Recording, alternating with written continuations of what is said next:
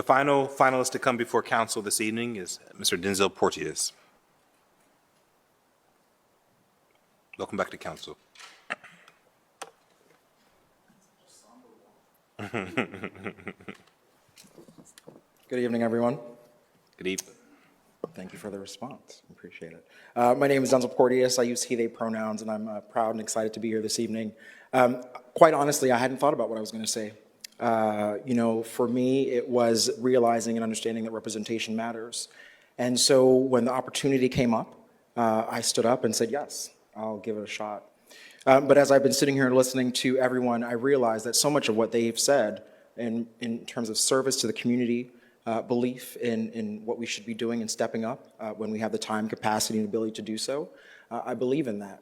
I've had the privilege of interviewing a lot of people over my time as a former admissions officer, as a manager of people.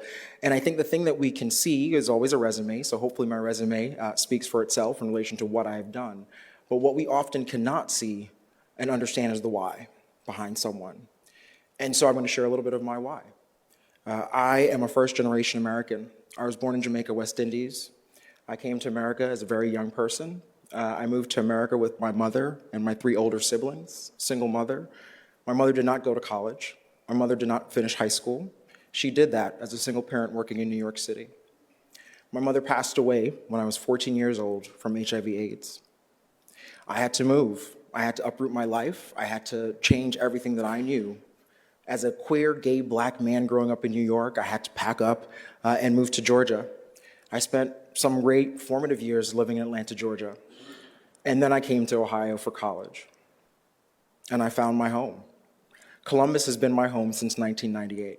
I left for a little while, went out to San Francisco, sowed my youth in oats, whatever they call it out there.